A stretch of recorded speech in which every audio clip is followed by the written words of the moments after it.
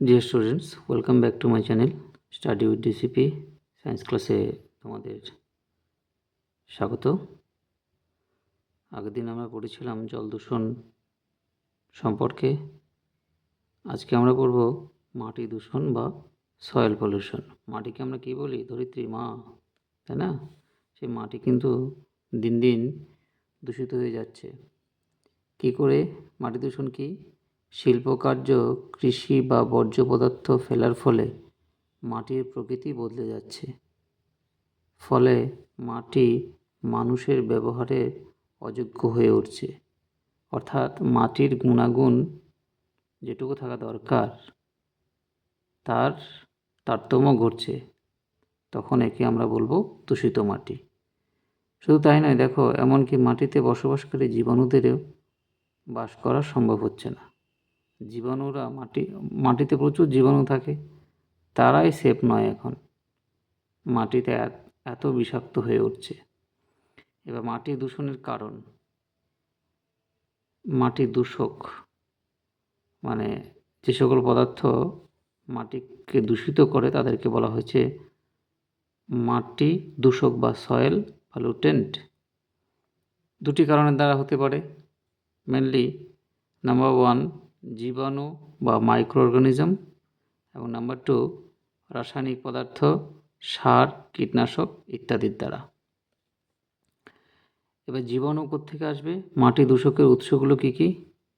পৌর প্রতিষ্ঠান মানে মিউনিসিপ্যালিটি কর্পোরেশনের আবর্জনা প্রক্রিয়াকরণ প্লান্ট, নিশ্চিত স্লাজ আমরা পড়েছি আগের দিন চ্যাপ্টারে। জল দূষণের ক্ষেত্রে স্লাজ, নোংরা জলের থিতিয়ে পড়ার পরে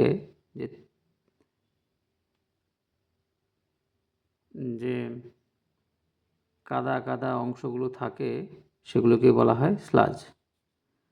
হাসপাতালের আবর্জনায় ব্যবহৃত সুচ, সিরিঞ্জ, ব্যান্ডেজ ইত্যাদি, এগুলো হলো হাসপাতাল থেকে আমরা পাই। স্তূপীকৃত বর্জ্যবস্তুর মধ্যে রোগ সৃষ্টিকারী জীবাণু, ব্যাকটেরিয়া, ভাইরাস, কৃমি, প্রোটোজোয়া থাকে। এছাড়া রোগবাহী পতঙ্গ, মাছি, ইঁদুর ও স্তূপীকৃত বর্জ্যবস্তুতে থাকে। মানুষের রেচিত বর্জ্যবস্তুর মধ্যে রোগ জীবাণু হলো মূলত পরজীবী কৃমি, আন্ত্রিক রোগের ব্যাকটেরিয়া, যারা আমাদের পেটের রোগের জন্য দায়ী।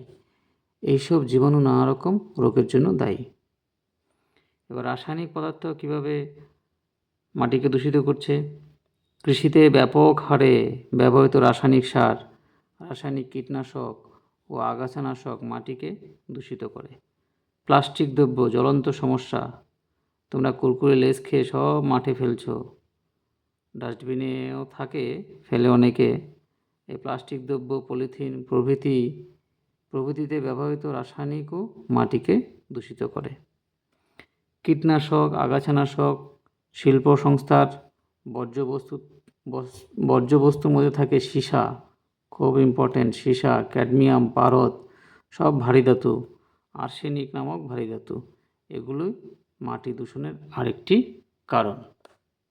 তাহলে বুঝতে পারলাম এতগুলো কারণ হতে পারে মাটি দূষিত হওয়ার পেছনে। এবার দেখে নিই মাটি দূষণের ফলাফলগুলো কী কী। মাটি দূষণের ফলাফলকে আমরা দুটি ভাগে ভাগ করে নিয়েছি। প্রথম ভাগে থাকবে নাম্বার 1, মানুষের উপর প্রভাব। সরাসরি মাটির সঙ্গে স্পর্শ বা প্রশ্বাসের মাধ্যমে মাটি দূষক দেহ প্রবেশ করলে বিভিন্ন রোগের সৃষ্টি হয়, যথা নাম্বার 1, ভাইরাস ঘটিত রোগ। পোলিওমাইলিটিস ভাইরাসের সংক্রমণে শিশুদের পোলিও রোগ হয়, যদিও এটার প্রকোপ এখন কমেছে, কারণ ওপিভি আমরা নেই, ওরাল পোলিও ভ্যাকসিন। রোটা ভাইরাসের সংক্রমণে শিশুদের উদরাময় ঘটে, অর্থাৎ ডায়রিয়া উপসর্গ দেখা দেয়। রোটা ভাইরাস, সেটা মাটিতে থাকে। শিশুদের কিন্তু একটা প্রবণতা থাকে সবসময় আঙুল মুখে দেওয়া, মাটিতে হাত রেখে। তার জন্য কিন্তু ভাইরাসগুলো শিশুদের শরীরে বেশি আক্রমণ করে। নাম্বার 2, ব্যাকটেরিয়া ঘটিত রোগ। ক্লস্ট্রিডিয়াম টিটেনাস রোগ সৃষ্টি করে। ওই জন্য লোহার কোনো জিনিস দিয়ে যদি আমাদের হাত পা কোথাও কেটে যায় এবং রক্তপাত হয়, তাতে কিন্তু ক্লস্ট্রিডিয়াম টিটেনি আমাদের শরীরে প্রবেশ করতে পারে। খুব সাবধান, টিটেনাস টক্সাইড ইঞ্জেকশন নেওয়া খুব দরকার, টেটব্যাক যেটাকে বলি আমরা। ক্লস্ট্রিডিয়াম পারফিনজেস গ্যাস গ্রিন রোগ সৃষ্টি করে, গ্যাস গ্রিন রোগ সৃষ্টি করে। নাম্বার সি, ছত্রাক ঘটিত রোগ। অ্যাসপারজিলাস নামক ছত্রাক অ্যাসপারজিলোসিস রোগ সৃষ্টি করে। গোলকৃমি গঠিত রোগ। মাটিতে উপস্থিত অ্যাসকোরিস নামক গোলকৃমি অ্যাসকেরিয়েসিস নামক রোগ সৃষ্টি করে। পেট ব্যথা হবে, বমি হবে, মাথা ঘুরবে প্রভৃতি উপসর্গ দেখা দিতে পারে। নাম্বার ই, ভারী ধাতুর বিষক্রিয়াজনিত রোগ। এছাড়া মাটিতে মিশে থাকা ভারী ধাতুর বিষক্রিয়ায় মানুষের দেহে বিভিন্ন রোগ সৃষ্টি হয়, যেমন পারদ থেকে মিনামাটা, সীসা থেকে ডিসলেক্সিয়া, ক্যাডমিয়াম থেকে ইটাই রোগ হয়। প্রত্যেকটা ইম্পর্টেন্ট টার্ম। ইটাই রোগ কেন হয়? ক্যাডমিয়ামের জন্য। সীসা থেকে ডিসলেক্সিয়া, মিনামাটা রোগ হয় পারদ থেকে। প্রত্যেকটা কিন্তু নার্ভের অসুখজনিত রোগ। এখানে দেখো একটা ক্ষতিকর জীবাণুর ছবি দেওয়া আছে। নেক্সট হলো ইম্পর্টেন্ট টার্ম, জীব বিবর্ধন বা জৈব বিবর্ধন, বায়োলজিক্যাল ম্যাগনিফিকেশন। খাদ্য শৃঙ্খল বরাবর নিম্নতম পুষ্টিস্তর থেকে উচ্চতর পুষ্টিস্তরে কোনো অভঙ্গুর দূষকের ক্রমবর্ধমান সঞ্চয়ের ঘটনাকে বলা হয় জীব বিবর্ধন বা বায়োলজিক্যাল ম্যাগনিফিকেশন। যেমন আমরা আগে পড়েছি জল দূষণের ক্ষেত্রে ডিডিটি, বিএসি, এরা কিন্তু অভঙ্গুর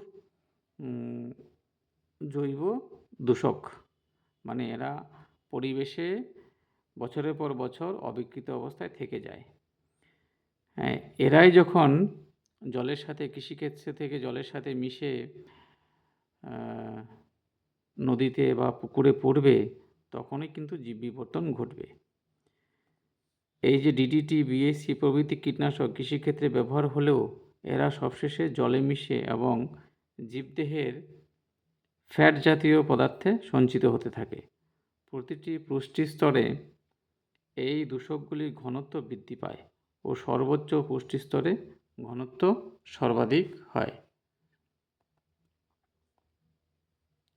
ডিডিটির জৈব বিবর্ধনের ফলে সর্বোচ্চ খাদক পাখিদের ডিমের খোলক পাতলা হয়ে যায় ও ডিমে তা দেওয়ার সময় তা ভেঙে যায়, এই ব্যাপারটা হতে পারে।